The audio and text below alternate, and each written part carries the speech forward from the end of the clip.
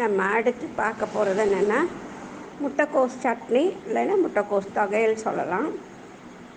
இது எப்படி பண்ணலாங்கிறது பார்ப்போம். இப்போது வாங்க. இப்போ நம்ம என்ன பார்க்க போகிறோம்னா முட்டைக்கோஸ் சட்னி சொல்லலாம், முட்டைக்கோஸ் தொகையல் சொல்லலாம். முட்டைக்கோஸ் சட்னிக்கு என்ன சாமான் தேவைங்கிறத பார்ப்போம். அதுக்கு போடுறதுக்கு முட்டைக்கோஸ் இந்த அளவுக்கு எடுத்து நறுக்கி வச்சுருக்கேன், வாஷ் பண்ணி.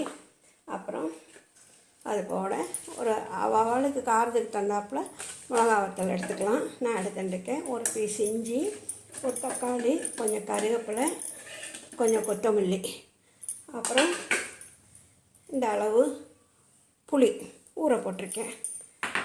ஒரு குழிக்கரண்டி கடலைப்பருப்பு, ஒரு குழிக்கரண்டி உளுந்தம்பருப்பு. இதுதான் அதுக்கு தேவையான சாமான். இப்போ இதை ஒன்றா தனித்தனியாக உளுந்தம்பருப்பு, கடலைப்பருப்பு, மிளகா வத்தல் போட்டு வறுத்துக்கலாம். இப்போ அதை வறுக்கிறதுக்கு சட்டி வச்சுருக்கேன். கொஞ்சமாக எண்ணெய் விடுறேன். எண்ணெய் விட்டு இந்த கடலைப்பருப்பு போட்டுடலாம். அந்த உளுந்தம்பருப்பையும் போட்டுடலாம். அதை கூட மிளகா வத்தலையும் போட்டுடுறேன். வறுத்துடலாம். இப்போ இது வறுந்தாச்சு. அதை மாற்றிக்கலாம். மாற்றிட்டு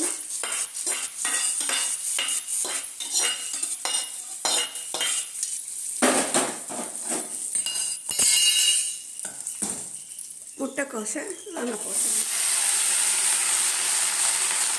எண்ணெய் விட வேண்டாம். தக்காளி ஒன்று நறுக்கி அதோடு சேர்த்துடலாம்.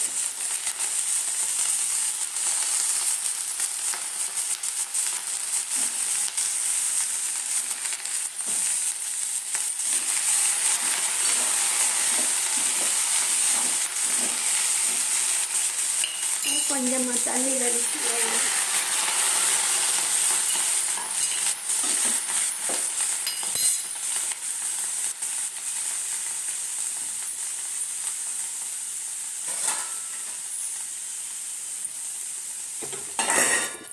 வேகட்டும்.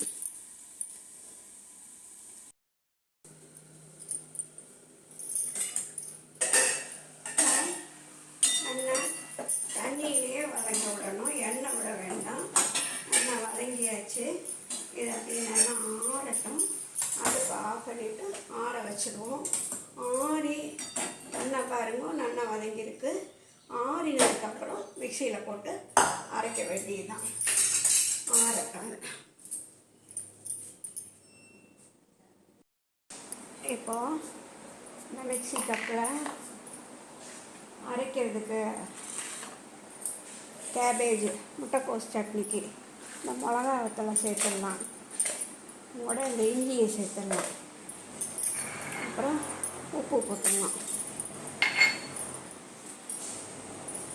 போட்டுட்டு இதை நல்லா மிக்சியில் அரைச்சி வந்துடும். இப்போ இது இஞ்சியும் மிளகாயும் நல்லா அரைஞ்சாச்சு.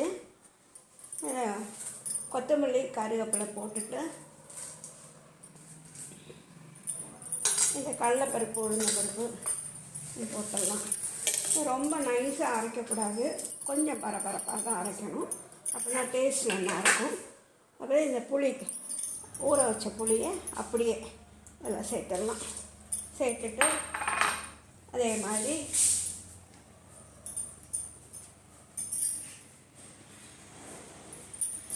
வதங்கின முட்டைக்கோசையும் நல்லா போட்டுடலாம். எல்லாம் போட்டாச்சு. உப்பு எல்லாமே போட்டாச்சு.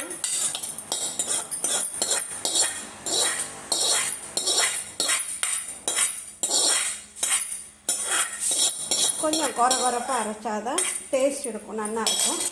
கொஞ்சம் குறப்பாக அரைச்சிடுவாங்க. மூடிட்டு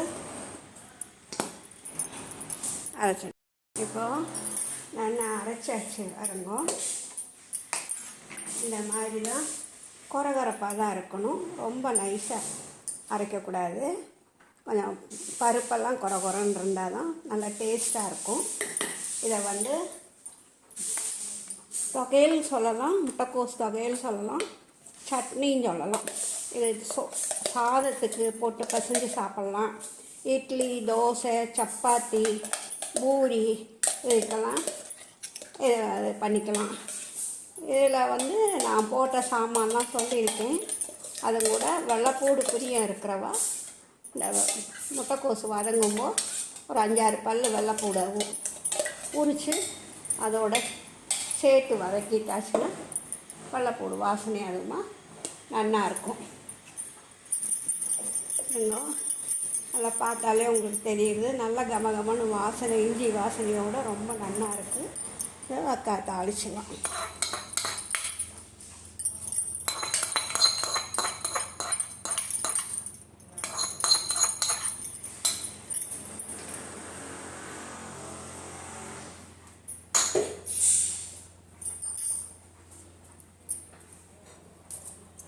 இப்போது முட்டைக்கோஸ் சட்னி தொகையல் ரெடி ஆயாச்சு.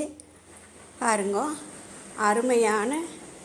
அருமையான கமகமன்னு வாசனை அடிக்கிறது. இது சாதத்தில் சுடுற சாதத்தில் போட்டு பசைஞ்சு சாப்பிட்லாம்.